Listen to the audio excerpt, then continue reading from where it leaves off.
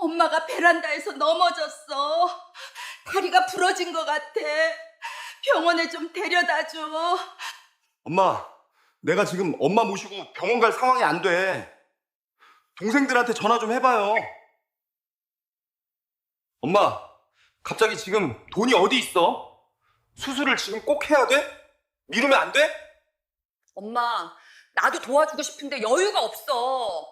2억 받은 큰오빠한테 병원비 좀 내라고 해. 베란다에서 넘어져 부러진 다리로 바닥을 기어가며 복희는 장남에게 전화를 걸었습니다. 평생 장남에게 모든 걸 쏟아부은 어머니가 바라봤던 그 믿음은 다리가 부러진 그날 가장 간절한 순간 외면당한 베란다 바닥에서 산산이 깨지고 말았습니다. 하지만 복희는 몰랐습니다. 그날의 외면이 온 가족을 뒤흔들 선택의 시작이 될 줄은 말이죠. 사연을 듣기 전에 구독과 좋아요 한번 눌러주시고 어디서 듣고 계신지 댓글로 남겨주세요. 그곳에 계신 여러분께 건강과 행운이 함께하길 기원하겠습니다. 그럼 지금부터 복희 씨의 기막힌 이야기를 시작하겠습니다. 복희는 새벽 5시 알람 없이 눈을 떴습니다. 남편이 세상을 떠난 지 1년이 지났지만 몸은 여전히 그 시간에 깼어요. 시집와서 수십 년을 그렇게 살아온 몸이었습니다. 무릎을 짚고 일어나 베란다로 나가 항아리를 바라봤어요. 된장, 고추장, 간장. 복희는 항아리 하나의 뚜껑을 열었습니다. 짙은 냄새가 올라오는 순간 복희의 기억은 40여 년 전 처음 시집오던 날로 돌아갔습니다. 21살. 복희는 3대 독자 집안에 며느리로 시집을 왔어요. 결혼식 날 동네 어른들이 방에 몰려와 복희를 위아래로 훑어보며 말했습니다. 독자 집안 며느리 노릇이 고될 텐데 이렇게 비쩍 말라서 며느리 노릇하겠나? 대접받으려면 빨리 아들 먼저 낳아. 아들만 낳으면 그때부터 팔자 피는 거지. 그 말이 축복인 줄 알았어요. 아니, 그렇게 믿고 싶었습니다. 다음 날 새벽 4시, 시어머니의 목소리가 방문을 찢었어요. 새댁이 아직까지 자면 어떡하냐? 어른들 식사 준비하고 남편 출근시키려면 일찍 일어나야지. 연탄부터 가라. 며느리로 들어왔으면 새벽부터 부지런히 움직여야지. 연탄불이 꺼진 부엌, 얼음장 같은 바닥. 그날부터 복희는 알았습니다. 이 집에서 며느리는 사람이 아니라 집안의 도구라는 걸요. 아침상은 늘 3개였어요. 시아버지와 시할머니, 시어머니 상, 그리고 남편 상. 그런데 며느리는 부엌 문 앞에서 먹었습니다. 간장 좀 가져오너라. 숭늉은 아직이고 우리 장송국이 다 식었네. 다시 떠다 줘. 복희는 밥 한 숟갈 뜨고 다시 일어났어요. 앉아서 편히 밥 먹을 짬이 없었습니다. 설거지하며 씹던 밥이 눈물인지 밥인지 모를 때가 많았어요. 제사철이면 새벽부터 혼자 전을 만들어서 부쳤고 나물을 다듬고 술상을 차리다 보면 밤이 되었습니다. 손이 부르트고 손목이 부어올라서 주무르고 있으면 시어머니에게 이런 말을 들었어요. 그거 조금 부쳤다고 며느리가 되어서 아프다고 표시를 내면 되겠냐? 남편은 아내의 편이 되는 법을 배우지 못한 사람이었어요. 그래서 늘 같은 말만 했습니다. 조금만 참아. 우리 집은 명절만 올래 그래. 그 말은 복희에게 평생의 족쇄가 됐습니다. 첫째는 아들이었어요. 집안은 잔칫집이 됐습니다. 됐다. 이 집안은 살았다. 대를 이을 놈이 나왔네. 역시 독자 며느리답다. 이제는 걱정 없다. 하지만 진짜 변화는 남편에게서 시작됐어요. 남편은 첫째를 안고 말했습니다. 얘가 장남이야. 이 집안을 잇는 놈이지. 그날부터였어요. 남편은 첫째 동훈만 아들로 키우기 시작했습니다. 복희는 산후조리도 제대로 못했어요. 아들은 귀했고 며느리는 다시 부엌으로 돌아갔습니다. 둘째도 아들이었어요. 복희는 처음으로 마음이 놓였습니다.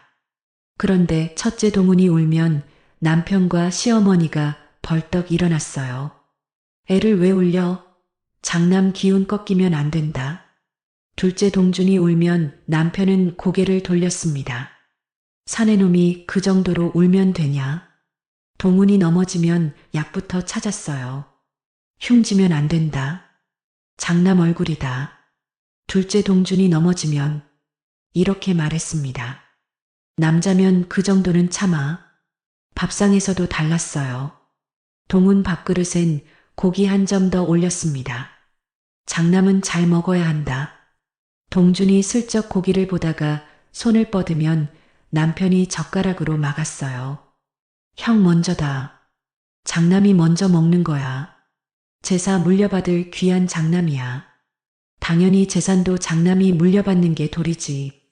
그 말은 남편의 신념이자 복희에게는 넘을 수 없는 벽이었습니다. 복희는 그 장면을 볼 때마다 속에서 무언가가 타들어갔어요. 둘째 동준도 분명 아들이었습니다. 하지만 집안에서는 늘 이렇게 불렸어요. 장남 다음, 형이 먼저고 그 다음이 동생. 복희는 동준을 안고 속으로 울었습니다. 아들은 같은 아들인데 왜 이 아이는 항상 기다려야 하지? 복희는 몰래 동준 손에 반찬을 더 얹어주고 밤에 몰래 이불을 덮어줬어요. 그게 복희가 할 수 있는 유일한 저항이었습니다. 셋째는 딸이었어요. 시어머니는 아기를 안아보지도 않았습니다. 이제 그만 낳아라. 집안에 쓸모없는 걸 낳았어. 남편도 한숨부터 쉬었어요.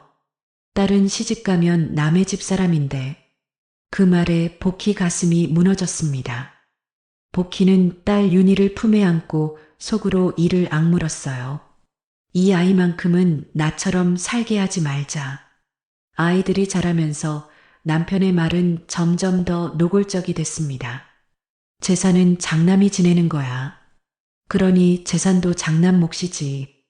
그 말은 시댁의 말이 아니라 남편의 신념이 되어 있었어요. 복희는 그 말을 들을 때마다 부정하고 싶었지만 차마 입 밖으로 내지 못했습니다. 왜냐하면 그 장남 사상 속에서만 자신이 버텨온 세월이 의미를 갖는 것 같았기 때문이에요. 복희는 회상에서 빠져나와 항아리 뚜껑을 닫았습니다. 거실벽에 걸린 가족사진. 동훈, 동준, 그리고 윤희. 복희는 조용히 말했어요.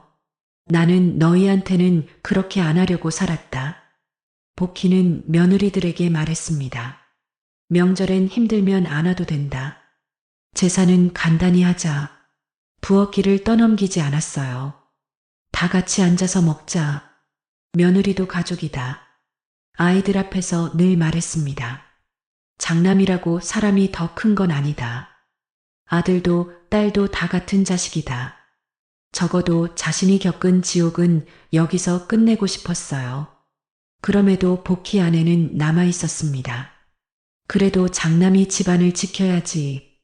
그래서 자신도 모르게 동훈에게는 더 주고, 더 맡기고, 더 믿었어요.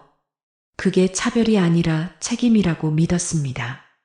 장남이 결혼할 때는 5억이나 주었고, 둘째 동준이는 전세집, 보증금 보태준 게 다였어요. 물론 남편이 고집을 부리기도 했지만 복희도 그렇게 하는 게 맞는 줄 알았지요. 재산은 장남이 물려받는 거야. 그러면 재산도 장남이 물려받는 게 도리다. 복희는 남편이 살아생전하던 말을 들을 때마다 마음이 불편했지만 그냥 그렇게 사는 게 집안이 잘 돌아가는 거라고 배웠습니다. 남편이 세상을 떠나고 남편 앞으로 되어 있던 재산은 정리 절차를 거쳐 복희 앞으로 넘어왔어요. 겉으로 보기엔 평범한 노후였습니다. 복희는 서울 변두리 오래된 아파트에서 혼자 지냈어요. 돈이 없는 것은 아니었지만 익숙한 동네가 편했고 사람들도 정겨웠습니다. 아침마다 라디오를 틀고 시장에 다녀와 장바구니를 내려놓고 무릎을 두드리며 애고 소리를 내는 살. 베란다에는 항아리들이 줄지어 있었어요. 된장, 고추장, 간장, 김치통까지.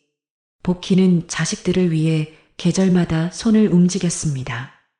김장철이면 새벽부터 절인 배추를 들고 손이 얼어도 고춧가루를 비볐어요. 이 김치 맛은 최고예요. 엄마 손맛 따라올 김치가 없더라고요. 동훈이 그렇게 말하면 복희는 괜히 마음이 풀렸습니다. 장남 동훈 내외는 자주 찾아왔어요. 과일 상자 들고 두유 들고 어머니 몸은 괜찮으세요 하며 손을 주물렀습니다. 윤희와 사위도 자주 들렀어요. 엄마, 우리랑 밥 먹자. 혼자 있지 말고. 그런데 동주는 달랐습니다. 동주는 말이 적었고 며느리 수영은 더 무뚝뚝했어요. 오면 인사만 하고 오래 앉아있지 않았습니다. 복희는 그게 서운했어요. 결혼 자금을 장남과 차남 차별해서 줘서 서운했나 싶기도 해서 언젠가는 동준이가 어려울 때 크게 한번 도와주리라 맘을 먹고 있었지요. 복희도 굳이 말을 꺼내지는 않았지만 미안한 마음은 늘 있었거든요. 고집불통 남편이 경제권을 들고 있는 탓에 복희가 할 수 있는 일이 없었거든요. 특히 베란다 한쪽에 놓인 동준네 항아리들이 문제였습니다. 복희가 손수 담근 된장과 고추장이 몇 달째 그대로였어요. 복희는 베란다 문을 열 때마다 그 항아리를 보며 속으로 중얼거렸습니다. 잠깐 시간 내서 좀 들르면 좋겠구만. 시간 나면 들르겠지. 복희는 결국 동준에게 전화를 했어요. 너네 주려고 담아놓은 된장 고추장 베란다에 계속 있다. 가져가라. 엄마, 내일 들를게요. 다음 날 정말 왔습니다.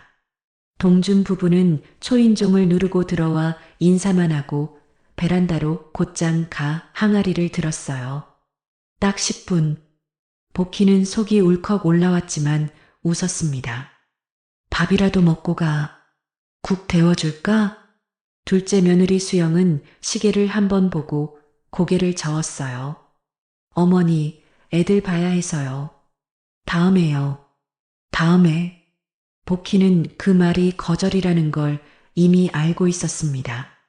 문이 닫히고 집이 조용해지자 복희는 밥솥 뚜껑을 열었다가 그대로 닫았어요. 밥 냄새가 갑자기 서럽게 느껴졌습니다. 복희는 그날도 평소처럼 시장에 다녀왔습니다. 무릎이 시큰했지만 장바구니를 놓지 않았어요. 시장 입구에서 늘 보던 상인이 말을 붙였습니다. 아주머니, 오늘은 얼굴이 좀 안 좋아 보이시네. 나이가 드니까 그렇지 뭐. 그런 대화들을 회상하니 기분이 더 가라앉아 버렸어요. 그때 전화벨이 울렸어요. 큰 며느리 서진이었습니다. 어머니, 오늘 시간 되세요? 왜? 요즘 유명한 식당이 새로 생겼대요. 바람도 쐬고 기분 전환도 하시라고요. 복희는 잠시 망설였습니다. 하지만 또 이런 생각이 들었어요. 그래, 나도 사람인데. 집에만 있으면 더 우울해져. 결국 외투를 챙겨 나섰습니다. 식당은 소문대로 북적였어요. 유리문 너머로 사람들이 줄을 서 있었고 입구에는 화환이 늘어서 있었습니다. 서진이 복희 팔을 잡았어요. 어머니, 계단 조심하세요. 응. 그때였습니다. 문을 열고 들어가던 사람들 사이로 복희 눈에 익숙한 뒷모습이 들어왔어요. 특이한 겨자색의 점퍼, 허리선, 걸음걸이. 복희는 순간 숨이 멎는 것 같았습니다. 둘째 며느리 수영이었어요. 복희는 걸음을 멈췄습니다. 확신이 서자 가슴이 서늘해졌어요. 바쁘다더니 이런 데는 잘도 다니네. 그런데 복희만 본 게 아니었습니다. 첫째 며느리 서진이 먼저 말했어요. 잠깐만요. 그리고는 동훈 쪽으로 고개를 끄덕였습니다. 저기 저 사람 동서 아니에요? 동훈이 힐끗 보더니 눈을 가늘게 떴어요. 재수 씨 맞는데? 맞네. 복희는 아무 말도 하지 않았습니다. 하지만 그 침묵이 오히려 분위기를 더 만들었어요. 서진이 낮은 목소리로 말했습니다. 어머니한테는 늘 바쁘다고 하더니. 그러게. 동훈이 맞장구 쳤어요. 형제들 모일 때도 잘 안 오더니. 복희는 괜히 가슴이 쿵 내려앉았습니다. 서진은 말을 멈추지 않았어요. 동서가 요즘 힘들다길래 저는 진짜 아끼면서 사는 줄 알았어요. 그러게 말이야.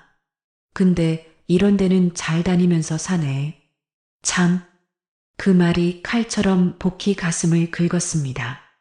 복희는 결국 한마디 했어요. 사람마다 사정이 있겠지. 하지만 그 말은 스스로를 달래는 말에 가까웠습니다. 식당 안에서도 복희는 계속 신경이 쓰였어요. 수영은 안쪽으로 들어가 바쁘게 사라졌습니다. 누군가 다른 일행이 있는 듯 했어요. 그 모습이 복희 눈에는 여유로움으로만 보였습니다. 식사가 시작됐지만 복희는 음식 맛을 느끼지 못했어요. 서진은 숟가락을 내려놓고 말했습니다. 어머니, 솔직히 말해서요. 응? 저는 동선애가 좀 얄밉긴 해요. 동훈이 고개를 끄덕였어요. 맞아. 어머니한테는 얼굴도 잘 안 비치면서 자기들 생활은 잘 즐기잖아. 복희는 아무 말도 하지 않았습니다. 그 침묵은 동의처럼 보였고 동의는 곧 확신이 됐어요. 서진은 말을 이어갔습니다. 어머니 성격상 서운해도 말 안 하시는 거 저는 다 알아요.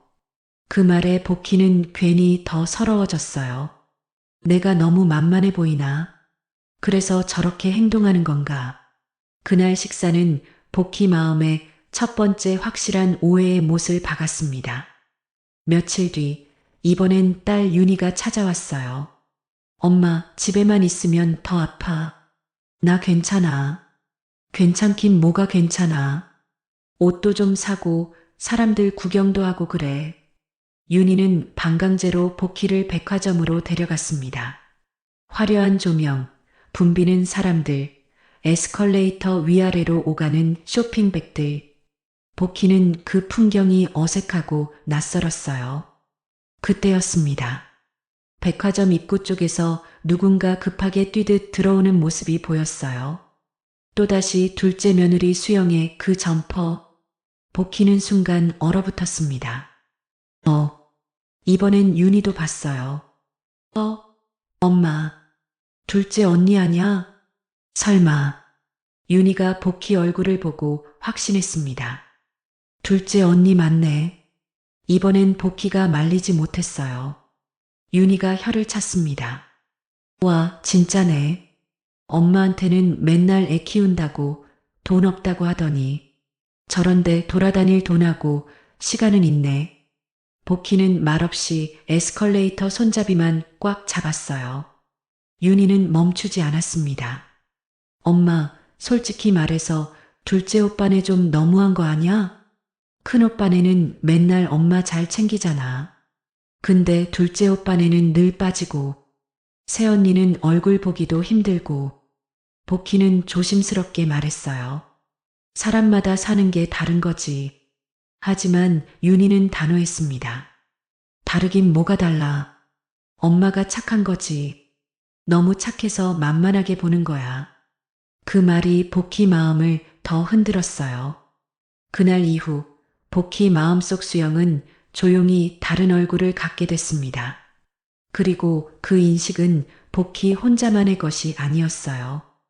동훈 내외 윤희까지 모두가 같은 방향으로 고개를 끄덕이고 있었습니다. 복희는 밤에 누워 천장을 보며 생각했어요. 내가 너무 몰랐나? 아니면 일부러 모른 척한 건가? 베란다에 나가 빈 항아리 자리를 바라봤습니다. 그래, 사람은 보이는 것만 믿게 되는 거야. 그때 복희는 몰랐어요. 그 보이는 것 뒤에 있는 진짜 이유가 자신을 완전히 무너뜨릴 만큼 아프고 처절한 이야기라는 걸. 그리고 그 오해들이 쌓여 훗날 2억이라는 선택으로 이어질 줄도. 일주일쯤 지났을까요? 복희는 거실 소파에 앉아 라디오를 듣고 있었습니다. 창밖으로는 가을비가 내리고 있었어요. 빗소리가 창문을 두드렸습니다. 그때 초인종이 울렸어요. 복희는 천천히 일어나 문을 열었습니다. 첫째 동훈 내외였어요. 그런데 평소와 달리 표정이 밝지 않았습니다. 어머니, 큰일 났어요. 복희는 가슴이 철렁 내려앉았어요. 심장이 두근두근거리는 게 무슨 일이 생긴 게 틀림없는 거였죠. 무슨 일이야? 서진이 울먹이는 목소리로 말했습니다. 집주인이 갑자기 전세를 올려달래요. 2억을요. 복희는 그 자리에 서서 말을 잇지 못했습니다. 5억이나 주고 들어간 전세집인데 2억이나? 네. 안 올려주면 나가래요. 다음 달 안으로요. 그 말이 떨어지자 복희 머릿속이 하얘졌어요. 서진은 눈물을 글썽이며 말을 이었습니다. 어머니, 저희 어떡해요? 아이들 학교도 있고 지금 이사 나가면 갈 데도 없어요. 그 돈으로는 들어갈 전세도 없고요. 복희는 소파에 앉으라고 손짓했어요. 서진은 손수건으로 눈가를 닦으며 앉았습니다. 대출은 알아봤고? 동훈이 한숨을 쉬며 말했어요. 요즘 금리도 그렇고 이미 대출안도 꽉 찼어요.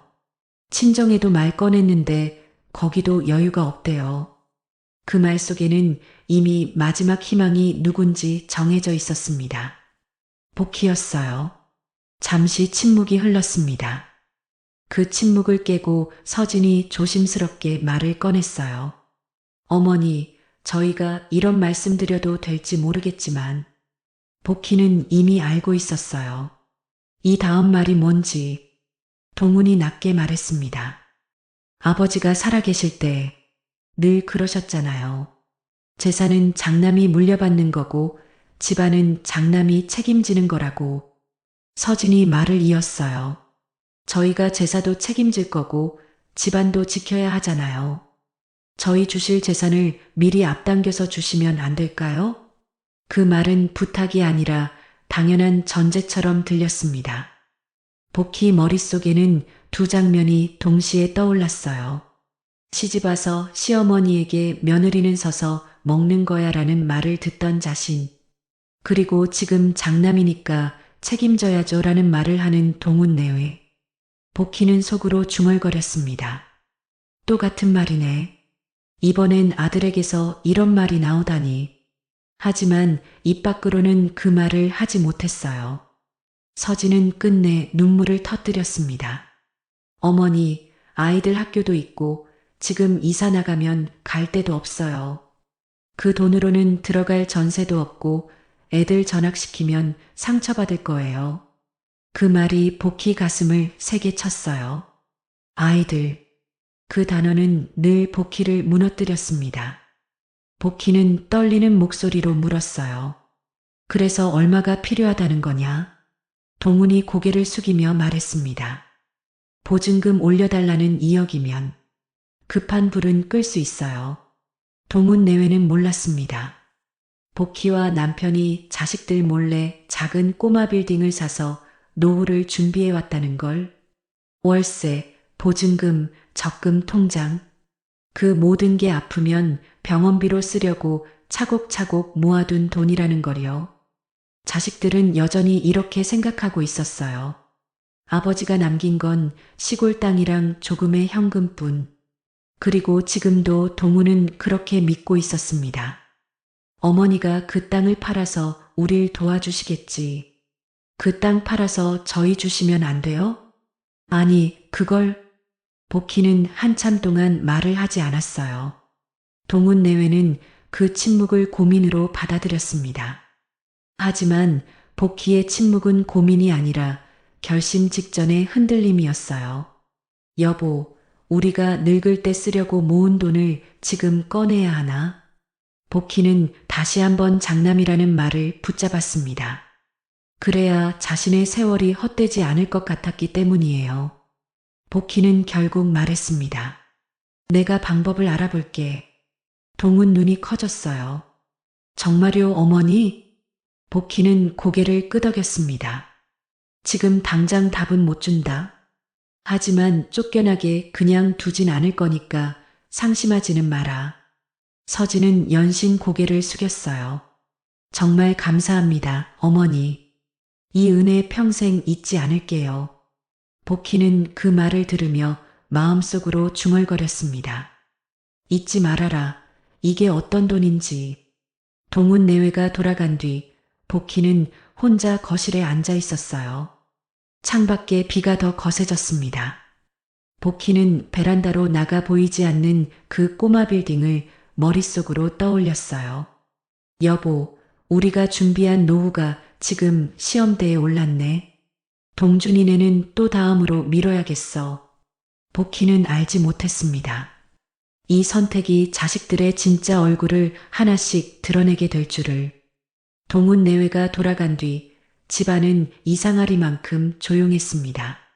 복희는 소파에 앉은 채 한참을 움직이지 못했어요. 방금 전까지 들리던 울먹이는 목소리, 다음 달 안으로요라는 말이 계속 귓가를 맴돌았습니다. 비가 내리던 창밖을 바라보다가 복희는 천천히 일어나 베란다로 나갔어요. 베란다 창문 너머로는 아파트 단지와 회색 건물들이 겹쳐 보였습니다. 복희는 그 사이 어딘가에 있는 작은 꼬마 빌딩을 떠올렸어요. 자식들은 아무도 모르는 건물. 남편과 둘이서만 지켜온 노후. 남편은 마지막 가는 길엔 그랬습니다. 이건 우리가 늙어서 노후에 쓸 재산이다. 자식들한테는 말하지 마라. 이거라도 쥐고 있어야 아플 때 자식한테 신세 안 지고 병원비라도 쓰지. 복희는 그 말을 지켜왔어요. 남편이 떠난 뒤에도. 그런데 지금 그 약속이 무너질 위기에 있었습니다. 그날 밤 복희는 잠을 이루지 못했어요. 불을 꺼도 눈은 감기지 않았습니다. 머릿속에는 계산이 아니라 장면들이 떠올랐어요. 다음 달 안으로 집을 비워야 한다는 말을 하던 동훈 내외의 얼굴. 복희는 혼잣말을 했습니다. 여보, 당신이라면 어떻게 했겠어요? 며칠 뒤 복희는 혼자 은행으로 향했어요. 창구 직원은 적금 통장을 하나씩 꺼내며 말했습니다. 이 통장에 있는 적금은 해지해 주세요. 이 적금도 해지해 주세요. 직원은 잠시 망설이다 덧붙였어요. 이 적금들 중도 해지하시면 손해가 꽤 큽니다. 복희는 고개를 끄덕였습니다. 알아요. 손해가 문제가 아니었어요. 이건 자기 노후를 스스로 무너뜨리는 일이었습니다. 서류에 사인을 하며 복희 손이 잠깐 떨렸어요. 그래도 우리 집 장남이니까. 그 말이 자신을 설득하는 마지막 끈이었습니다. 며칠 뒤 복희는 동훈을 불렀어요. 집이 아니라 은행 근처였습니다. 복희는 봉투 대신 이체 내역서를 내밀었어요. 여기 2억이다. 동훈 눈이 커졌습니다. 어머니, 벌써 땅을 파신 거예요? 복희는 굳이 설명하지 않았어요. 그래. 그 한마디로 동훈 내외는 모든 걸 이해했다고 믿었습니다. 어머니 정말 감사합니다. 아버지 하늘에서 기뻐하실 거예요. 저희 꼭 잘 살게요. 복희는 고개를 끄덕였지만 마음은 이상하리만큼 허전했어요. 그날 이후 동훈 머릿속에는 한 가지 이야기만 남았습니다. 아버지 시골 땅을 팔아서 장남에게 2억을 해줬다. 며칠 지나지 않아 윤희에게 전화가 왔어요. 엄마, 큰오빠한테 2억 해줬다며? 복희는 잠시 침묵했습니다. 그런 소리가 왜 나오니? 오빠가 그러던데. 아버지 땅 팔았다고. 복희는 그 말을 부정하지 않았어요. 그 침묵이 윤희에게는 확신이 됐습니다. 윤희는 직접 집으로 찾아왔어요. 소파에 앉자마자 숨도 고르지 않고 말했습니다. 엄마, 솔직히 말해줘. 엄마한테 지금 남은 거 있긴 해? 복희 가슴이 쿵 내려앉았어요. 왜 그런 말을 해? 윤희는 말을 멈추지 않았습니다. 나도 아파트 이사해야 돼. 전세가 갑자기 올라서 엄마한테 도와달라고 말하려고 했었는데 큰오빠만 그렇게 받아가면 난 뭐야? 그 말에는 걱정보다 비교와 불안이 더 많이 섞여 있었어요. 얼마나 올랐는데? 윤희가 서류를 꺼내며 말했습니다. 1억이요. 1억 있어야 돼요. 안 그러면 저희도 쫓겨나요. 복희는 다시 계산기를 꺼냈어요. 이미 비어버린 통장들, 남아있던 마지막 여유. 복희는 천천히 말했습니다. 1억 남았어. 빌려줄게. 윤희는 안도의 한숨을 쉬었어요. 엄마 고마워. 진짜 큰일 날 뻔했어. 그 말에 복희는 아무 대답도 하지 못했습니다. 고맙다는 말 속에 미안함은 거의 없었어요. 그 사이 동주는 여전히 조용했습니다. 돈 이야기도, 땅 이야기도, 빌딩 이야기도 아무것도 묻지 않았어요. 복희는 그 침묵이 이상하게 마음에 걸렸습니다. 왜 아무 말이 없지? 정말 아무 생각이 없는 걸까? 복희는 아직 몰랐어요. 그 침묵이 탐욕이 아니라 거리두기였다는 걸. 그날 밤 복희는 모든 통장을 꺼내 테이블 위에 놓았어요. 잔액은 생각보다 빠르게 줄어 있었습니다. 꼬마 빌딩에서 들어오던 월세 적금도 보증금 통장도 이제 남은 건 생활비 통장 하나뿐이었어요. 복희는 혼잣말했습니다. 여보, 이제 정말 빈털털이네. 복희는 그날부터 무릎이 더 자주 아팠어요. 밤에 쥐가 나고 계단을 내려갈 때 다리가 말을 듣지 않았습니다. 하지만 복희는 병원 갈 생각을 하지 않았어요. 괜히 병원 가면 돈만 더 들어가지. 나중에 가면 되겠지. 그 생각이 자연스럽게 먼저 들었습니다. 복희는 깨달았어요. 자식들을 살리기 위해 자기 노후를 깨는 순간 사람은 가장 먼저 자기 몸에 들어가는 돈부터 미루게 된다는 걸. 며칠이 지난 어느 날 저녁이었습니다. 복희는 거실에서 라디오를 듣고 있었어요. 초인종이 울렸습니다. 복희는 천천히 일어나 문을 열었어요. 동훈 내외였습니다. 그런데 이번엔 손에 큰 상자를 들고 있었어요. 어머니, 좋은 거 나왔다고 해서요. 몸에 좋대요. 서진이 환하게 웃으며 말했습니다. 복희는 상자를 받아들며 물었어요. 이게 뭐니? 홍삼액기스이요. 몸에 좋다길래. 어머니 드시라고요. 복희는 고개를 끄덕였지만 마음 한구석이 씁쓸했어요. 2억을 받아간 뒤 처음 가져온 선물이 3만 원짜리 홍삼액기스라니. 동훈이 거실에 앉으며 말했습니다. 어머니 덕분에 전세 문제 해결됐어요. 정말 감사해요. 서진도 거들었어요. 어머니 은혜 평생 잊지 않을게요. 명절 때 꼭 챙겨 뵐게요. 그 말을 듣는데 복희 가슴이 답답해졌습니다. 명절 때 챙겨본다는 말이 왜 이렇게 가벼운지. 잠시 후 윤희도 찾아왔어요. 손에는 작은 봉투를 들고 있었습니다. 엄마, 이거 용돈이에요. 쓰세요. 복희는 봉투를 열어보지 않았어요. 얼마가 들었는지 알고 싶지 않았습니다. 고맙다. 윤희가 말했어요. 엄마 덕분에 이사 걱정 안 해도 돼요. 진짜 다행이에요. 그 말 속에도 역시 미안함보다는 안도가 더 많았습니다. 동훈과 윤희가 나란히 앉아있는 모습을 보며 복희는 문득 생각했어요. 자식들은 내가 뭘 포기했는지 모르는구나. 그때 동훈이 말했습니다. 어머니, 그나저나 땅 파신 건 아깝지 않으세요? 시골 땅이라도 추억이 있으셨을 텐데. 복희는 아무 말도 하지 않았어요. 윤희가 거들었습니다.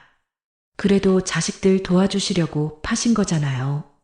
아버지도 그러길 원하셨을 거예요. 복희는 속으로 쓴웃음을 지었습니다. 땅이 아니라 노후였는데. 잠시 침묵이 흘렀어요. 그 침묵을 깬 건 동훈이었습니다. 그런데 어머니, 동준이는 요즘 연락도 안 하나요? 복희는 고개를 저었어요. 바쁜가 보지. 서진이 한숨을 쉬었습니다. 바쁘긴요. 재수씨 백화점에서 본 거 어머니도 아시잖아요. 시간은 있는데 어머니한테만 내줄 시간이 없는 거죠. 윤희도 맞장구 쳤어요. 맞아요. 저도 그날 봤는데 딱 봐도 놀러 나온 거였어요. 근데 엄마한테는 맨날 바쁘다고만 하고 복희는 그 말을 듣고 있자니 가슴이 답답했습니다. 하지만 동준을 변호할 말도 찾을 수 없었어요. 동훈이 말을 이었습니다. 어머니, 솔직히 동준이한테는 기대 안 하시는 게 나을 것 같아요. 저나 윤희는 그래도 챙기는데 동준이는 뭐 하는지도 모르겠어요. 서진이 덧붙였어요. 맞아요. 제가 볼 때는 동서가 좀 그래요. 어머니한테 무관심한 것 같아요. 그 말들이 하나씩 쌓이면서 복희 마음속에서 동준 내외는 점점 더 멀어지고 있었습니다. 저녁을 먹고 자식들이 돌아간 뒤 복희는 혼자 거실에 앉아 있었어요. 테이블 위에는 동훈이 가져온 홍삼 상자와 윤희가 놓고 간 봉투가 있었습니다. 복희는 봉투를 열어봤어요. 10만 원이 들어 있었습니다.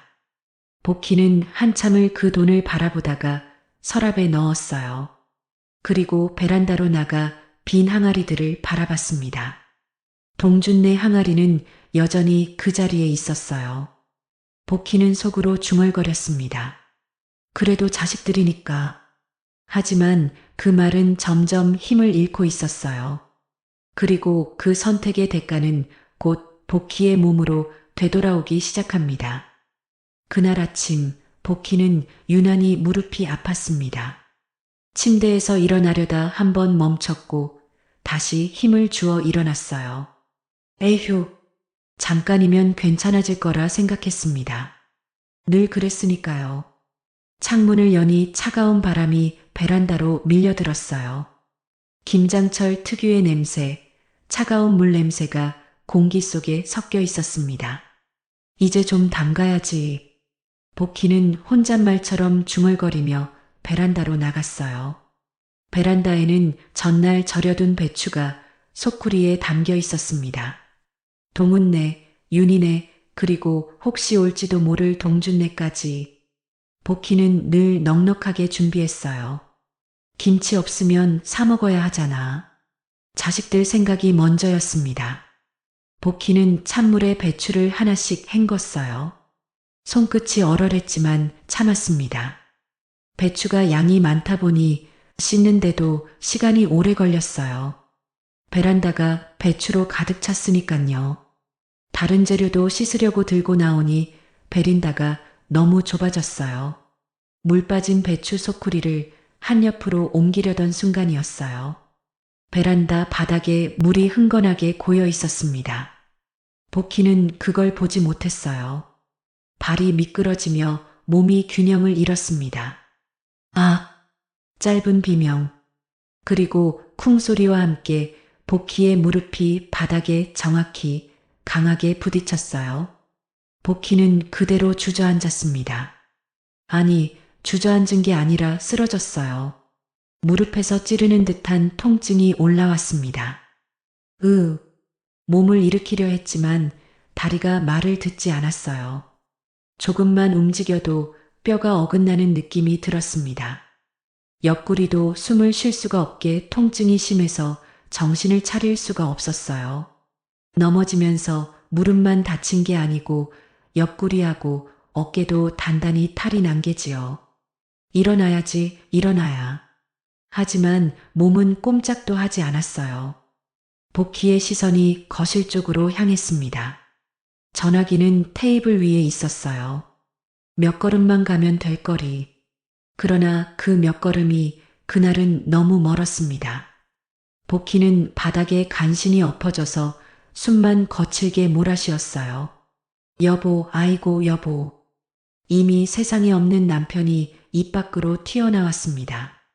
한참을 버틴 끝에 복희는 간신히 기어서 전화기까지 갔어요. 손이 떨려 번호를 몇 번이나 잘못 눌렀습니다. 첫 번째 전화는 동훈이었어요. 여보세요, 엄마? 복희는 숨을 고르며 말했습니다. 동훈아, 엄마가 베란다에서 넘어졌어. 무릎이 움직이질 않는다. 부러진 것 같아. 네가 와서 병원에 좀 데려다 줘야겠어. 짧은 침묵. 동훈의 목소리가 조심스럽게 나왔어요. 엄마, 내가 지금 엄마 모시고 병원 갈 상황이 안 돼. 동생들한테 전화 좀 해봐요. 그럼. 죄송한데 둘째한테 전화 좀 해봐요. 통화는 그렇게 끝났습니다. 이번엔 윤희에게 걸었어요. 엄마, 왜? 복희는 같은 말을 다시 해야 했습니다. 배추 씻다가 넘어졌어. 움직일 수가 없어. 병원 좀 가야 하는데. 윤희는 한숨부터 쉬었어요. 엄마, 지금 당장은 힘들어. 시부모님도 와 계셔서 눈치도 봐야 하고. 큰오빠한테 먼저 얘기해봐. 복희는 아무 말도 하지 못했습니다. 마지막으로 동준에게 전화를 걸었어요.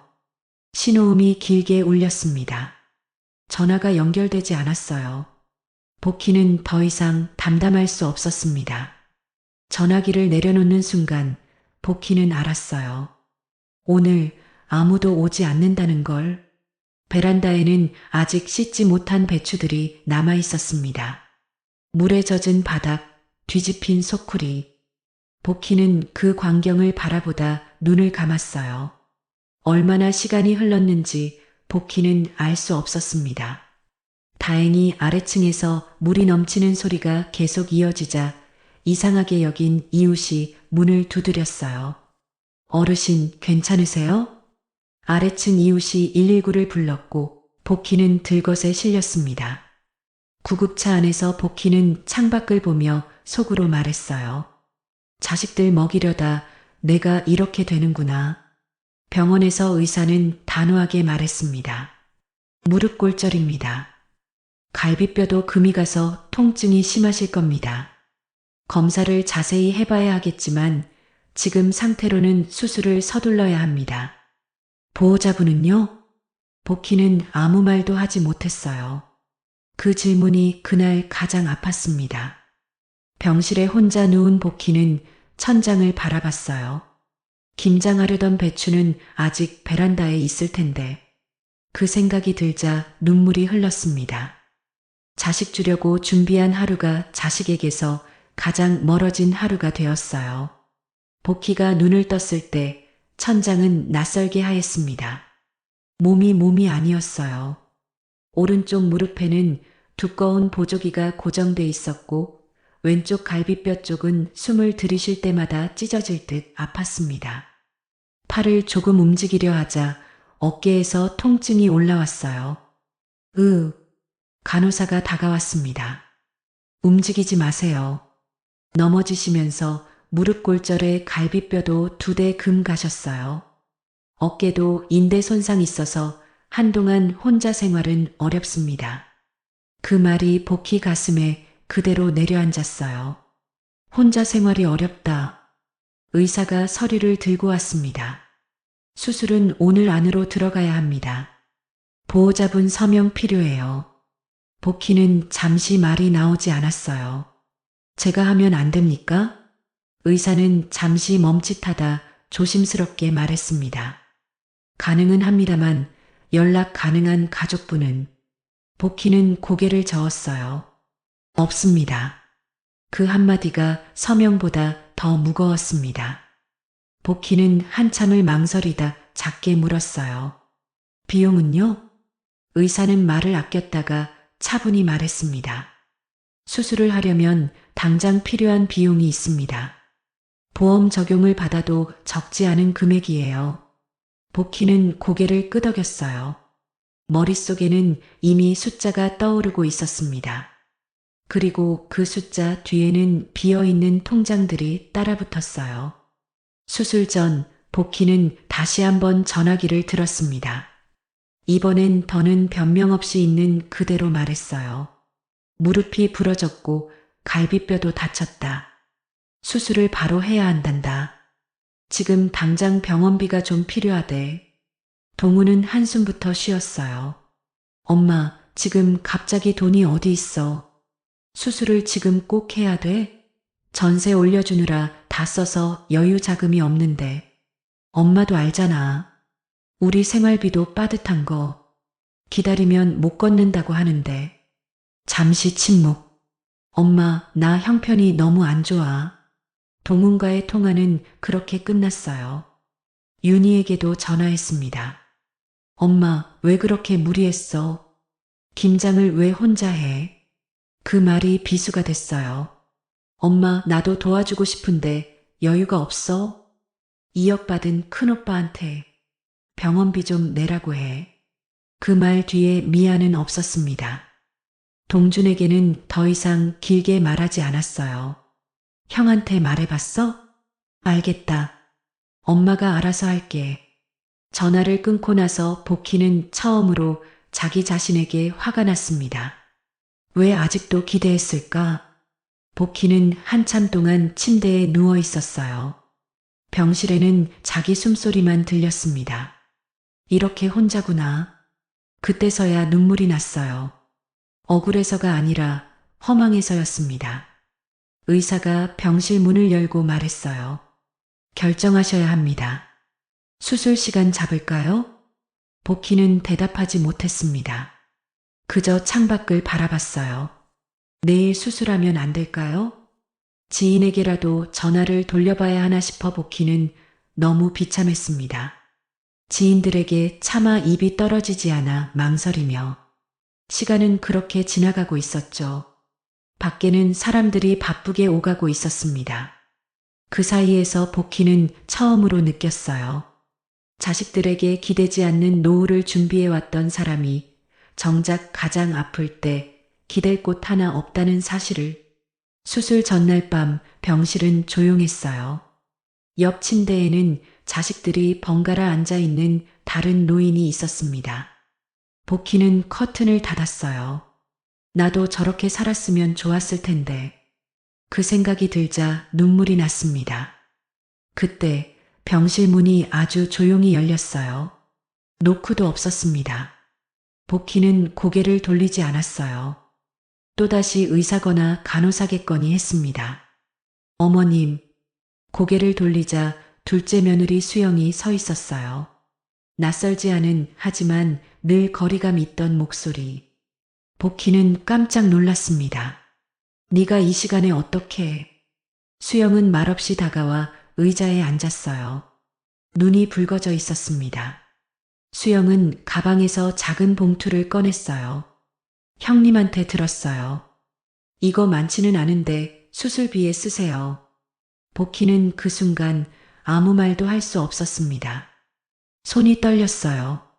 너희도 사는 게 힘든데. 많은 돈은 아니에요. 그래도 수술하시는 데는 보탬이 될 것 같아서요. 이게 무슨 돈이냐? 수영은 고개를 숙였어요. 아이들 유치원, 학교 가고 나면 백화점 창고에서 물건 정리하고 청소하는 일을 했어요. 주말엔 식당에서 재료 다듬고 설거지도 했고요. 복희의 머릿속을 스쳤습니다. 식당 입구에서 본 모습, 백화점에서 황급히 들어가던 뒷모습. 널 본 적이 있었는데 그때 일하러 간 거였니? 수영은 고개를 끄덕였어요. 아이들이 어려서 제가 할 수 있는 일이 그런 일밖에 없더라고요.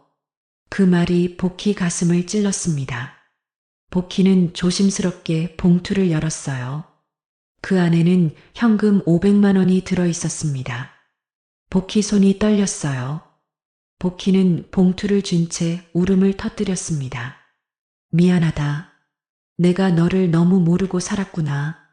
수영은 급히 손을 흔들었어요. 어머님, 죄송하실 일 아니에요. 복희는 수영 손을 붙잡았습니다. 아니야. 내가 너를 예전의 나처럼 만들었구나. 몸이 부서지자 복희는 마음의 기준도 함께 부서졌어요. 누가 장남인가, 누가 말을 잘하는가, 누가 먼저 다가왔는가. 그 모든 기준이 의미 없어진 순간이었습니다. 복희는 수영을 보며 속으로 말했어요. 사람은 이럴 때 드러나는구나. 어머님, 이 돈 꼭 수술비에 쓰세요. 저는 다시 일해서 벌면 돼요. 그래. 너한테서 받은 돈이니까 헛되이 쓰지 않을게. 그 말은 단순한 약속이 아니었습니다. 수영이 돌아간 뒤 병실은 다시 조용해졌어요. 하지만 복희의 마음은 이전과 전혀 달랐습니다. 통장은 비어 있었고 몸은 아팠지만 복희는 처음으로 사람을 제대로 본 느낌이 들었어요. 복희는 속으로 말했습니다. 사람은 보이는 걸 믿는 게 아니라 버텨온 시간을 봐야 하는 거였구나. 그리고 복희는 알았어요. 이제 자신이 해야 할 선택이 무엇인지. 그래, 이제는 사람 속을 보고 살자. 그날 복희는 무릎만 부러진 게 아니었습니다. 평생 붙잡고 살던 기준이 함께 부러졌어요. 그날 오후 복희의 병실에 가족들이 모였습니다. 침대 옆에는 링거가 꽂혀 있었고 창밖으로는 겨울 해가 기울고 있었어요. 아직 아무도 몰랐습니다. 수영이 봉투를 내밀었다는 사실을. 동훈 내외가 먼저 들어왔어요. 서류 가방을 들고 휴대폰을 손에서 놓지 않았습니다. 윤희와 사위도 곧이어 들어왔어요. 윤희는 문을 닫자마자 한숨부터 쉬었습니다. 엄마, 몸은 좀 어때? 수술하면 괜찮아지겠지. 복희는 짧게 대답했어요. 말을 길게 하고 싶지 않았습니다. 잠시 침묵. 그러다 누군가 먼저 말을 꺼냈어요. 서진이 조심스럽게 말했습니다. 어머니, 수술비는 어떻게 하기로 하셨어요? 그 말이 떨어지자 윤희가 바로 반응했어요. 그러게. 병원에서도 빨리 결정하라고 했다며. 복희는 대답하지 않았습니다. 그러자 동훈이 입을 열었어요. 엄마, 저희도 도와드리고 싶긴 한데 지금 전세 올려줘서 아직 여유가 안 돼서. 윤희가 바로 받아쳤습니다. 오빠만 힘든 줄 알아? 나도 이사 때문에 정신없어. 남편도 요즘 회사 사정 안 좋아. 사위는 눈을 피했어요. 서진이 말을 보탰습니다. 지금 이 상황에서 누가 얼마를 내느냐를 정리해야 하지 않을까요? 그 순간 병실 공기가 날카롭게 갈라졌어요. 윤희가 말했습니다. 그러니까 장남인 오빠가 좀 부담해야 되는 거 아니야? 동훈이 발끈했어요. 왜 내가 다 내야 해? 그럼 너는 가만히 있어도 되는 거야? 내가 언제 가만히 있겠대? 돈은 오빠가 다 가져가 놓고.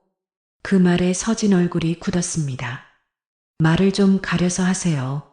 지금 감정 싸움할 때 아니잖아요. 말은 그랬지만 누구도 내가 내겠다는 말은 하지 않았어요. 복희는 그 장면을 조용히 보고 있었습니다. 복희는 천천히 입을 열었어요. 그만들 해라. 모두의 시선이 복희에게 쏠렸습니다. 내 병원비는 내가 알아서 하겠다. 너희들 이렇게 얼굴 붉힐 일 아니다. 윤희가 놀라 물었어요. 엄마, 그게 무슨 말이야? 복희는 고개를 저었습니다. 오늘은 그만 가라. 수술 앞두고 시끄러운 소리 듣고 싶지 않다. 동훈 내외는 서로 눈치를 보더니 결국 자리에서 일어났어요. 윤희도 입술을 깨물며 일어섰습니다. 엄마, 내일 또 올게. 복희는 대답하지 않았어요. 문이 닫히자 병실은 조용해졌습니다. 잠시 후 병실 문이 다시 열렸어요. 이번엔 동준과 수영이었습니다. 동준은 문에 들어서자마자 고개를 숙였어요. 엄마, 죄송해요. 제가 그동안 도움도 못 드려서. 그 말에 눈물이 먼저 떨어졌습니다. 복희는 아들의 손을 잡았어요. 괜찮다. 엄마는 괜찮아. 동준은 울먹이며 말했습니다. 수술 잘 받으세요. 잘 될 거예요. 수영은 아무 말도 하지 않았어요. 그저 고개만 숙였습니다. 복희는 두 사람을 배웅하며 말했어요. 들어가라. 오늘은 이것만으로도 됐다. 다음 날 수술 시간은 길었습니다. 수술은 무사히 끝났어요. 무릎에는 핀을 박아야 했고 갈비뼈는 시간이 필요했습니다. 마취에서 깨어났을 때 복희는 몸보다 마음이 더 무거웠어요. 회복실에 가족들이 다시 모였습니다. 의사가 말했어요. 회복하려면 당분간 옆에서 돌봐줄 분이 필요합니다. 그 말이 떨어지자 병실 공기가 또 굳었어요. 서진이 먼저 말했습니다. 저희는 아이들 때문에 도움은 드릴 수 있지만 계속은 어렵고요. 윤희도 바로 말했어요. 나도 마찬가지야. 시어머니도 계시기 때문에. 사위는 아무 말 없이 고개만 끄덕였습니다. 그 순간 아무도 복희를 보지 않았어요. 그때 수영이 조심스럽게 입을 열었습니다. 어머님 회복하실 때까지 제가 곁에 있을게요. 모두가 고개를 들었어요. 동훈 내외는 놀란 표정이었고 윤희는 잠시 말을 잃었습니다. 복희는 수영을 바라봤어요. 아무 말도 하지 않았습니다. 며칠 뒤 복희는 퇴원했어요. 누구 집으로 갈지 아무도 묻지 않았습니다. 이미 답은 나와 있었기 때문이에요. 이 집안에서 말은 많았지만 남은 사람은 하나뿐이구나. 병원 앞에는 차들이 서 있었습니다. 동훈 내외는 새로 산 듯 반짝이는 큰 중형차를 타고 왔고 윤희와 사위도 처음 보는 새 차에서 내렸어요. 그들 뒤편에서 동준 부부는 조용히 서 있었습니다. 차는 없었어요. 동훈이 말했습니다. 어머니, 집으로 가시죠. 윤희도 말했어요. 그래, 엄마 집이 편하지. 하지만 곧 이어진 말은 없었습니다. 누가 돌볼 건지에 대한 말은 아무도 하지 않았어요. 그 침묵을 동준이 깼습니다. 엄마, 저희 집으로 가시죠. 모두가 놀라 동준을 봤어요. 좁지만 그래도 저희가 옆에서 도와드릴 수 있어요. 복희는 아들의 얼굴을 오래 바라보다 고개를 끄덕였습니다. 그래. 동준 부부는 택시 승강장으로 걸어갔어요. 동훈 내외와 윤희는 차 옆에 서서 그 모습을 바라봤습니다.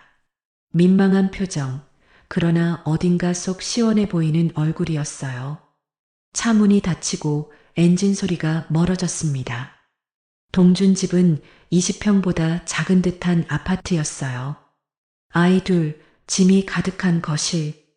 복희는 문 앞에 서서 한동안 말을 잇지 못했습니다. 아들 며느리 부담 주지 않으려고 동준이네 집은 이사하고 처음 와본 것이었거든요. 여기서 너희 넷이 사는 거냐? 수영이 작게 웃었어요. 네. 불편하시겠지만 지낼만 하실 거예요. 복희는 고개를 저었습니다. 아니다. 그러나 가슴이 저려왔어요. 복희는 그날 밤 좁은 방에 누워 천장을 바라봤습니다. 사람은 말로 드러나는 게 아니라 아플 때, 불편할 때, 짐이 될 때 누가 남느냐로 보이는 거구나. 그날 복희의 선택은 이미 끝나 있었어요. 시간은 생각보다 빠르게 흘렀습니다. 재활 치료는 고통스러웠지만 복희는 이를 악물었어요. 누군가에게 기대서가 아니라 스스로 다시 서기 위해서였습니다. 동준과 수영이 옆에서 정성껏 보살펴주고 재활운동을 도와준 덕도 있었지요. 재활 마지막 날 의사는 고개를 끄덕였어요. 이제 혼자 생활 충분히 가능합니다. 일상 복귀하셔도 됩니다. 그 말을 들은 순간 복희는 처음으로 안도의 숨을 내쉬었어요. 하지만 곧 마음이 복잡해졌습니다. 동준 집에서 짐을 정리하며 복희가 말했어요. 이제는 내 집으로 돌아가야지.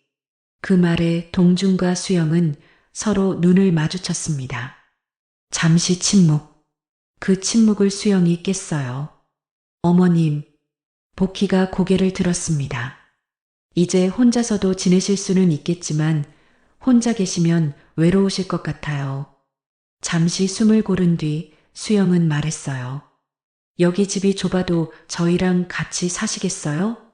그 말이 떨어지는 순간 복희의 표정이 무너졌습니다. 복희는 아무 말도 하지 못했어요. 손이 떨렸고 눈물이 먼저 떨어졌습니다. 내가 자식들에게 짐 되면 안 된다고 평생을 그 생각으로 살았는데 동준이 어머니 손을 잡았어요. 엄마는 우리한테 짐 아니에요. 복희는 그 자리에서 소리내 울었습니다. 처음으로 의지해도 되는 자리를 만난 사람이었어요. 다음 날 아침 조용히 복희는 혼자 외출을 나갔습니다. 먼저 시골에 있는 땅을 정리했어요. 자식들 누구에게도 말하지 않았습니다. 그리고 그 돈으로 돈이 되는 좋은 지역, 넓은 대형 아파트를 계약했어요. 중개인이 물었습니다. 혼자 사시나요? 복희는 단호하게 말했어요. 아니요. 아들 내외랑 같이 살 겁니다. 며칠 뒤 복희는 동준 내외를 불렀습니다. 이사 갈 준비해라. 동준이 놀라 물었어요. 네? 갑자기 어디로요? 복희는 계약서를 내밀었어요. 여기다. 수영은 말을 잇지 못했습니다. 어머님, 이렇게 큰 집을 어떻게? 복희는 짧게 말했어요. 다 같이 살 거니까. 이 정도에서는 살아야지. 이사 당일 복희는 주차장으로 내려갔어요. 새 차였습니다. 복희는 키를 수영에게 건넸어요. 이제 너도 장 보러 다니고 동준이도 차가 필요한 때가 있을 테고 아이들 데리고 다니려면 다 같이 타고 다닐 차 있어야지. 그 순간 수영은 울음을 터뜨렸습니다. 그건 보상이 아니라 동등한 가족 선언이었어요. 며칠 뒤 복희는 모든 자식들을 불렀습니다. 동훈 내외, 윤희와 사위까지. 거실에 모인 자리에서 복희는 조용히 말했어요. 이제 너희도 알아야 할 것 같아서 나는 여기서 동준이네랑 같이 살기로 했다. 동훈이와 서진이는 안심하는 표정으로 여긴 대출받아서 산 거예요? 아니다. 내가 샀다. 내 돈으로. 윤희는 깜짝 놀라면서 엄마가 무슨 돈이 있어서? 복희가 차분히 말했습니다. 시골 땅 팔았다. 그거 저번에 팔은 거 아니에요? 동준이 말했어요. 복희가 모두를 둘러보더니 너희 아버지랑 나 노후로 대비해서 예전에 내 명의로 꼬마 빌딩 하나를 샀다. 모두가 굳었어요. 지금 알아보니 시세가 100억이다. 너희 아파트 전세금은 거기서 나온 수익금 모아둔 걸 몽땅 털어서 준 거야. 그래서 그때 현금이 없었던 거고. 숨막히는 침묵. 동우는 숨을 삼켰습니다. 그럼 이제 그걸 팔아서 말이 끝나기도 전에 복희가 잘랐어요. 그건 절대 안 판다. 윤희가 급히 말했습니다. 엄마, 그럼 우리한테는? 동준 오빠만 이렇게 큰 아파트 사주는 게 어딨어요?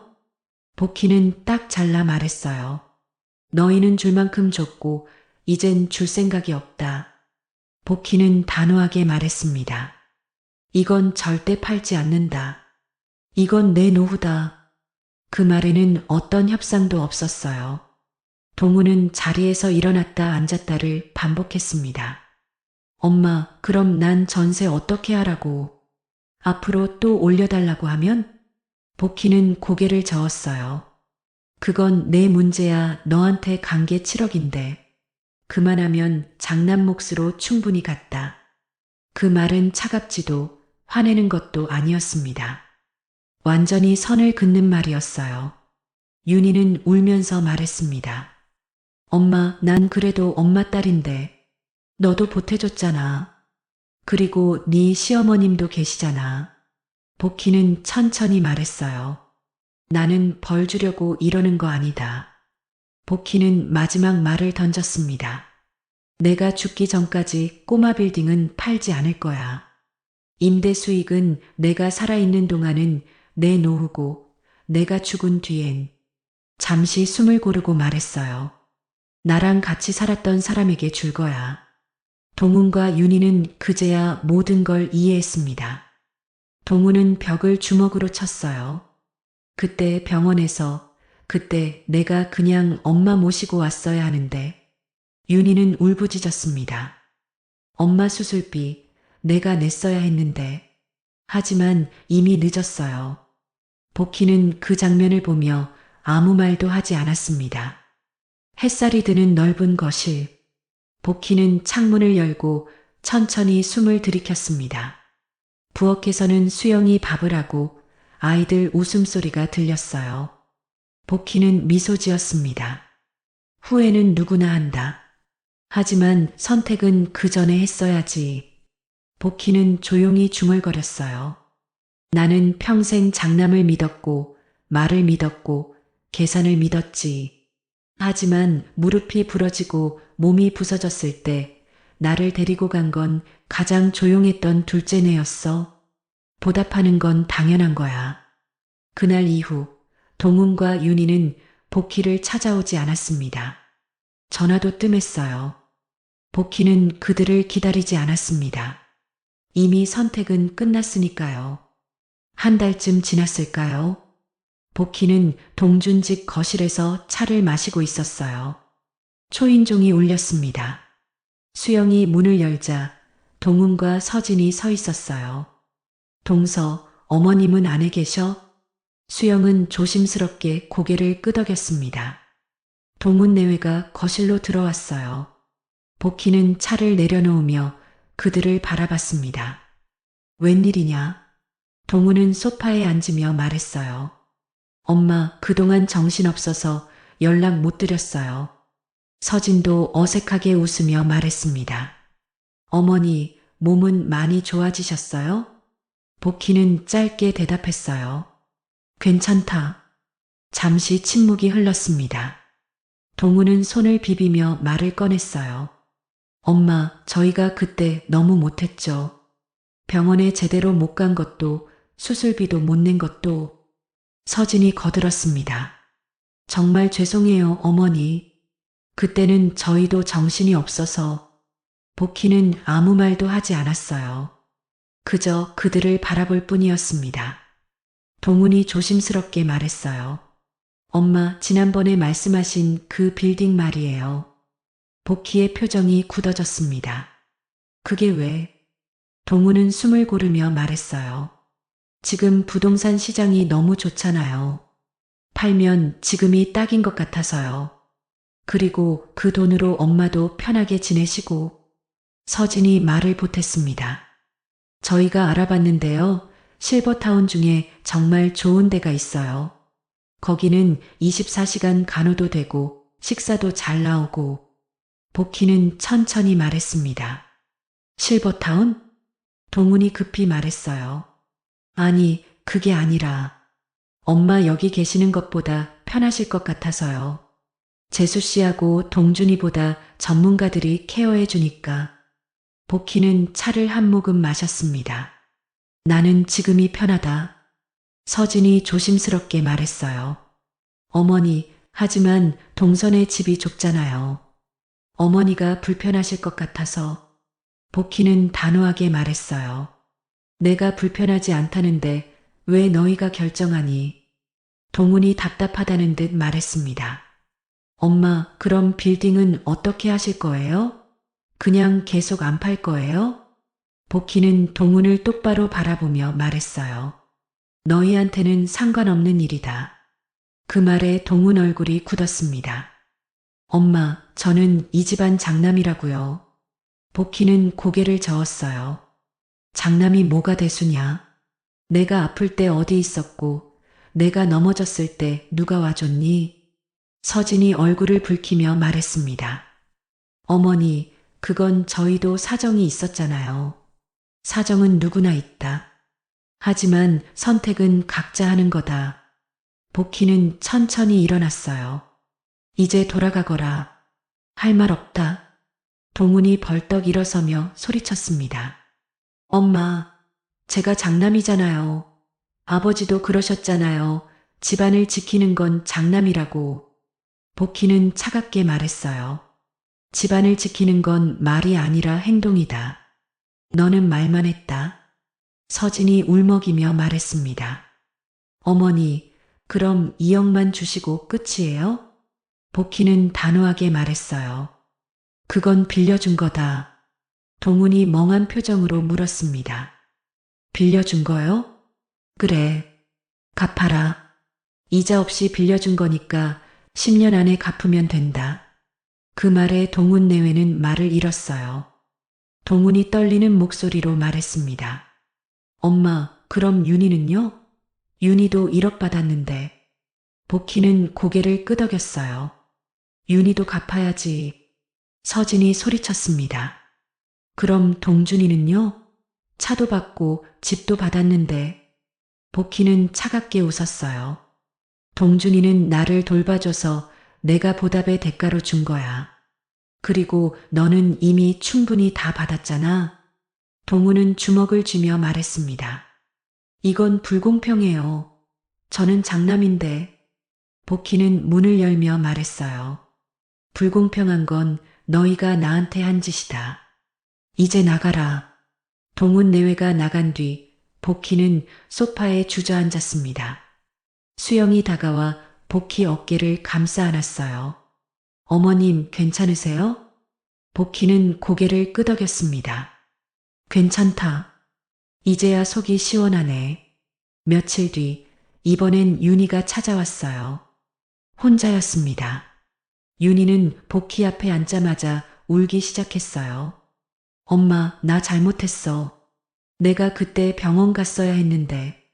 복희는 말없이 윤희를 바라봤습니다. 윤희가 말을 이었어요. 엄마, 나도 돈 갚을게. 그러니까 나한테도 기회를 줘. 나도 엄마 모실게. 복희는 천천히 말했습니다. 윤희야, 기회는 그때 있었다. 너는 그 기회를 놓쳤고. 윤희가 울먹이며 말했어요.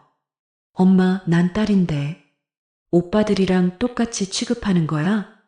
복희는 단호하게 말했어요. 아들이고 딸이고가 중요한 게 아니야. 내가 도움을 필요로 할 때 누가 곁에 있었는지가 중요하지. 윤희가 소리쳤습니다. 그럼 둘째 오빠만 좋은 거 다 받는 거야? 그건 불공평해.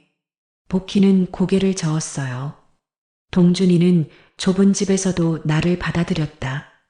너희는 넓은 집에서도 나를 거부했다. 뭐가 불공평하니? 윤희는 더 이상 말을 잇지 못했습니다. 복희는 조용히 말했어요. 돌아가라.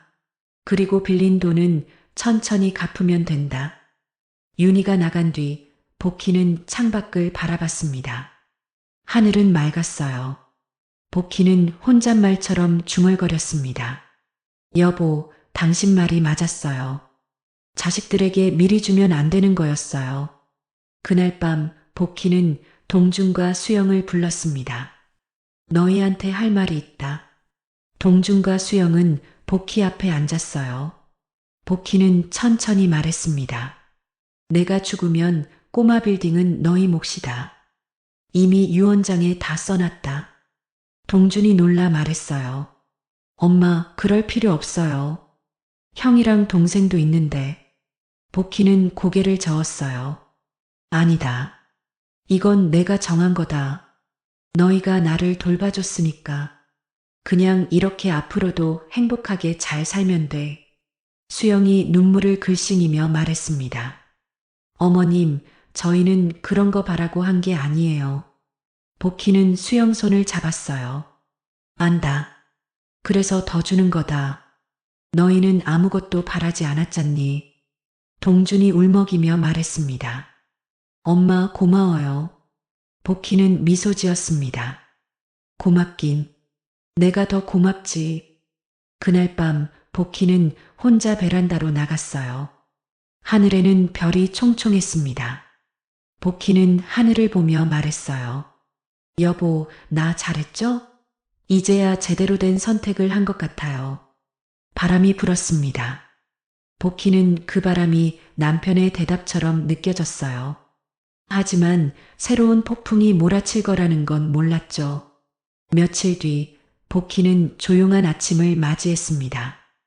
동주는 출근 준비를 하고 수영은 아이들 아침 도시락을 싸고 있었어요. 복희는 거실 소파에 앉아 창밖을 바라보고 있었습니다. 평화로운 아침이었어요. 너무나 평화로워서 오히려 불안했습니다. 엄마, 오늘 병원 가실 거예요?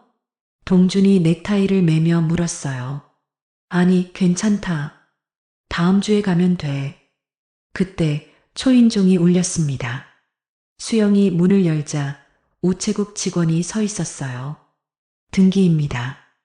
복희의 심장이 한 박자 늦게 뛰었습니다.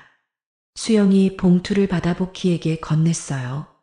봉투는 두꺼웠습니다. 하얀 봉투, 단단하게 봉인된 가장자리, 그 위에 찍힌 검은 글자, 법원. 복희는 그 글자를 보는 순간 손끝이 차가워졌어요. 그거 이리 줘봐. 동준이 걱정스러운 표정으로 다가왔습니다. 복희는 봉투를 천천히 뜯었어요. 종이를 꺼내는 손이 떨렸습니다. 첫 장 굵은 글씨가 눈에 들어왔어요. 성년의견 개시 신청 통지서. 복희는 그 문장을 소리내어 읽지 못했습니다. 눈이 다음 줄로 내려갔어요. 신청인 강동훈, 강윤희. 복희는 한참 동안 그 이름 두 개만 바라봤습니다. 동훈, 윤희. 젖먹이 때 밤새 안고 있던 이름들이었어요. 동훈이랑 윤희가 동준이 서류를 빼앗듯 가져가 읽기 시작했습니다. 얼굴이 점점 굳어졌어요. 이게 뭐야, 이게. 수영이 다가와 동준 어깨 너머로 서류를 받습니다. 어머님, 이게 무슨 뜻이에요? 복희는 서류를 끝까지 읽었어요. 피신청인 서복희는 고령이며 최근 낙상 사고 이후 판단 능력이 현저히 저하되었고 특정 며느리 최수영에게 정서적, 재산적으로 종속된 상태로 판단됨. 이에 피신청인의 재산 관리 및 신상 보호를 위해 성년후견인 선임을 신청함. 복희는 그 문장을 천천히 소리내 읽었습니다. 종속. 입안에서 그 단어가 부서졌어요. 복희의 시선이 수영에게로 향했습니다. 수영은 얼굴이 하얗게 질려 있었어요. 어머님, 전 그런 거 아니에요. 저는 정말. 복희는 손을 들었습니다. 안다. 너 때문 아니다. 동준이 서류를 내던지며 소리쳤어요. 이 미친 인간들이. 네 형이랑 윤희가 미쳤나? 복희는 천천히 의자에 앉았습니다. 그제야 깨달았어요. 이건 화를 내기 위해 보낸 종이가 아니라 줄을 끊기 위해 보낸 종이라는 걸. 내 재산은 내 것이 아니다. 내 판단은 믿을 수 없다. 이제 내 인생은 우리가 관리한다. 그 모든 말이 이 얇은 종이 안에 들어 있었습니다. 복희는 조용히 중얼거렸어요. 나를 내 인생에서 쫓아내겠다는 거구나. 집안은 숨소리마저 들릴 만큼 조용해졌습니다. 동준은 주먹을 꽉 쥐었어요. 엄마, 이건 너무한 거야. 어떻게 엄마를 법정에 세울 수가 있는 거야. 수영은 울음을 참고 있었습니다. 어머님, 저희 때문에 이런 일이. 복희는 고개를 저었어요. 아니다. 이건 너희 때문이 아니라 내가 선택한 길 때문이다. 그날 오후 복희는 혼자 법률사무소를 찾아갔습니다. 변호사는 서류를 꼼꼼히 읽더니 고개를 들었어요. 어르신, 이건 쉽지 않은 소송입니다. 알고 있습니다. 변호사는 안경을 벗으며 말했습니다. 성년후견 제도는 본래 치매나 정신질환으로 판단 능력을 상실한 분들을 보호하기 위한 건데 요즘은 재산 분쟁에 악용되는 경우가 많아요. 복희는 고개를 끄덕였어요. 제 자식들이 그걸 악용하려는 거죠. 신청인들은 어르신이 낙상 사고 이후 판단 능력이 떨어졌다고 주장하고 있습니다. 그리고 특정 자녀에게만 재산을 물려주려 한다는 점을 문제 삼고 있어요. 복희는 차분하게 말했습니다. 저는 멀쩡합니다. 제 판단으로 제 재산을 정리한 겁니다. 변호사가 물었어요. 법원 심리에서 어르신의 정신 상태를 평가받아야 합니다. 정신과 진단, 인지 능력 테스트 등을 거쳐야 해요. 감당하실 수 있겠습니까? 복희는 단호하게 말했습니다. 해야죠. 제 존엄이 걸린 문제니까요. 며칠 뒤 동훈에게서 전화가 왔습니다. 복희는 전화를 받았어요. 엄마. 동훈의 목소리는 차가웠습니다. 서류 받으셨죠? 복희는 짧게 대답했어요. 받았다. 엄마, 저희도 어쩔 수 없었어요. 엄마가 너무 심하셨잖아요. 복희는 냉정하게 물었습니다. 뭐가 심했니? 동훈이 목소리를 높였어요. 동준이한테만 다 주시고 저희한테는 빚 갚으라고 하시고 이게 정상이에요? 너희가 선택한 거다. 내가 아플 때 너희는 어디 있었니? 동훈이 비웃듯 말했습니다. 그때 한 번 못 간 게 그렇게 큰 죄예요? 동준이가 알아서 병원비 내고 알아서 엄마 모시고 갔으면 된 거잖아요. 저희도 사정이 있었다니까요. 복희는 천천히 말했어요. 사정은 누구나 있다.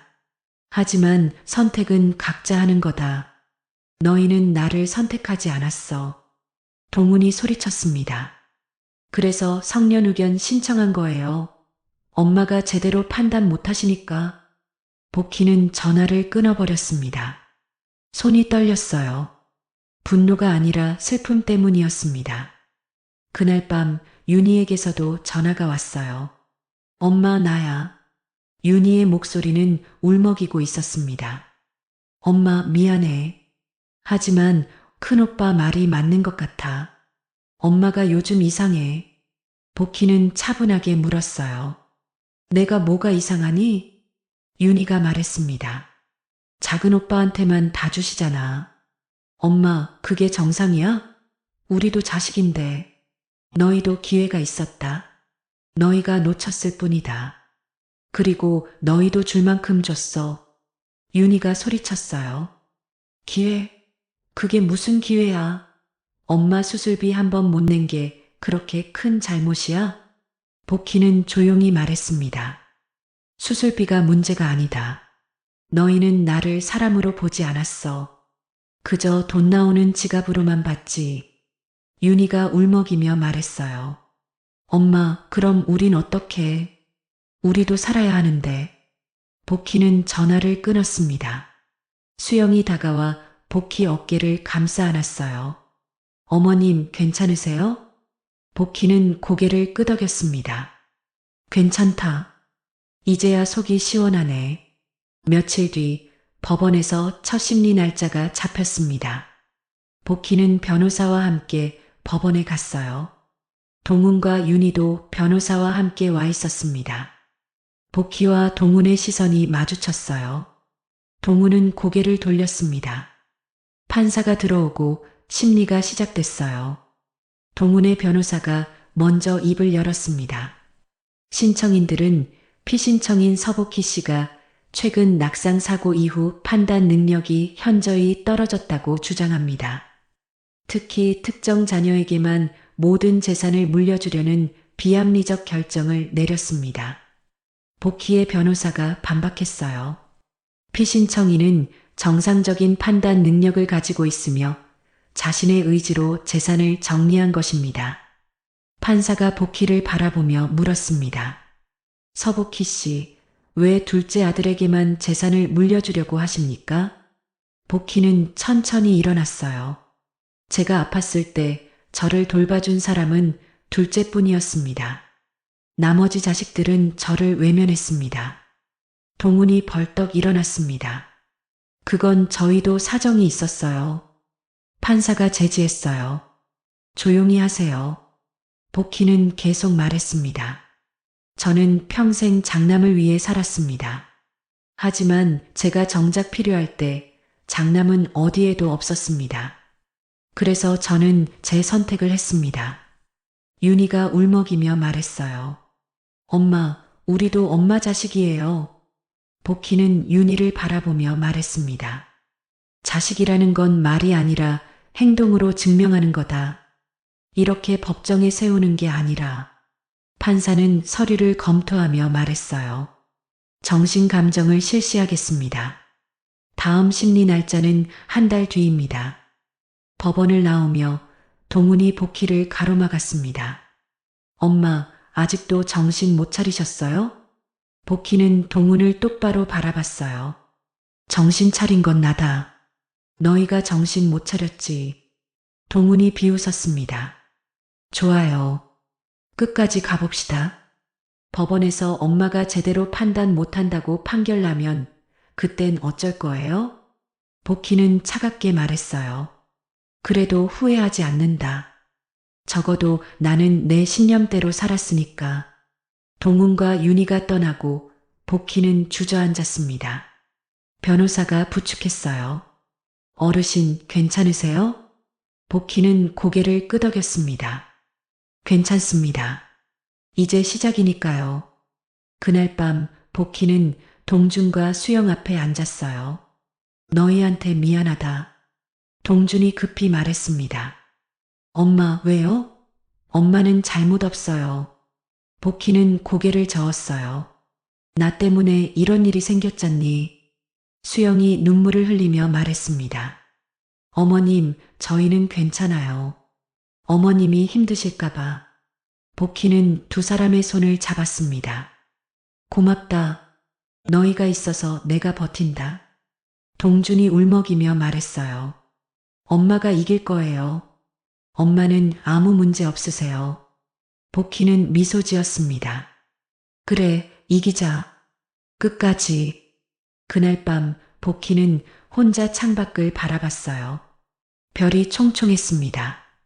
복희는 하늘을 보며 말했어요. 여보, 이게 맞는 거죠? 내가 제대로 가고 있는 거죠? 바람이 불었습니다. 복희는 그 바람이 남편의 대답처럼 느껴졌어요. 복희는 조용히 중얼거렸습니다. 무섭지만 더는 뒤로 안 물러난다. 이건 돈이 아니라 내 존엄의 싸움이니까. 한 달이 흘렀습니다. 복희는 병원에서 정신감정을 받았어요. 인지능력 테스트, 정신과 상담, 심리평가까지 하나하나가 복희의 자존심을 긁어내는 과정이었습니다. 오늘이 며칠입니까? 1월 1일입니다. 100에서 7을 빼면 93입니다. 다시 7을 빼면 86입니다. 질문은 끝이 없었어요. 복희는 하나하나 정확하게 답했습니다. 검사를 마치고 나오는 복희의 얼굴은 창백했어요. 수영이 부축했습니다. 어머님 괜찮으세요? 복희는 고개를 끄덕였습니다. 괜찮다. 이 정도는 견뎌야지. 며칠 뒤 변호사에게서 연락이 왔어요. 어르신, 정신감정 결과가 나왔습니다. 정상입니다. 인지 능력에 아무 문제 없어요. 복희는 안도의 한숨을 쉬었습니다. 그럼 이제 괜찮은 건가요? 변호사는 조심스럽게 말했어요. 아직 끝난 게 아닙니다. 상대 측에서 다른 증거를 제시할 수 있어요. 준비하셔야 합니다. 며칠 뒤 두 번째 심리가 열렸습니다. 법정에는 동훈과 윤희 그리고 서진까지 와 있었어요. 복희는 동준, 수영과 함께 들어갔습니다. 판사가 자리에 앉자 동훈의 변호사가 일어났어요. 신청인 측에서 새로운 증거를 제출하겠습니다. 변호사는 서류 뭉치를 내밀었습니다. 피신청인 서복희 씨는 지난 6개월간 총 5억 원의 재산을 둘째 아들에게 증여했습니다. 땅 매각 대금으로 아파트를 구입하고 차량을 구입했으며 이 모든 것을 둘째 며느리 최수영의 설득으로 이루어진 것으로 보입니다. 복희의 변호사가 반박했습니다. 그것은 피신청인의 자유로운 의사결정입니다. 동훈의 변호사가 말을 이었어요. 하지만 피신청인은 장남과 딸에게는 빌려준 돈을 갚으라고 하면서 둘째에게는 증여했습니다. 이는 합리적 판단이라 보기 어렵습니다. 판사가 복희를 바라보며 물었습니다. 서복희 씨, 왜 장남과 딸에게는 돈을 빌려주고 둘째에게는 증여했습니까? 복희는 천천히 일어났어요. 장남과 딸은 제가 아플 때 외면했습니다. 하지만 둘째는 저를 돌봐줬습니다. 그게 차이입니다. 동훈이 벌떡 일어나 소리쳤습니다. 그건 엄마 생각일 뿐이에요. 저희도 사정이 있었다고요. 판사가 제지했어요. 조용히 하세요. 윤희가 울먹이며 말했습니다. 엄마, 우리도 엄마 사랑해요. 근데 왜 이렇게까지 하세요? 복희는 윤희를 바라보며 말했습니다. 사랑은 말이 아니라 행동으로 증명하는 거다. 너희는 말만 했어. 서진이 일어나 말했어요. 어머니, 저희가 그때 병원 못 간 건 정말 어쩔 수 없었어요. 아이들도 있고 일도 있고. 복희는 차갑게 웃었습니다. 동준이도 아이가 둘이다. 일도 있어. 하지만 동준이네는 왔고 나를 데려가서 보살펴줬어. 그 말에 법정이 조용해졌습니다. 동훈의 변호사가 다시 입을 열었어요. 추가 증거를 제출하겠습니다. 피신청인이 최근 둘째 며느리와 지나치게 많은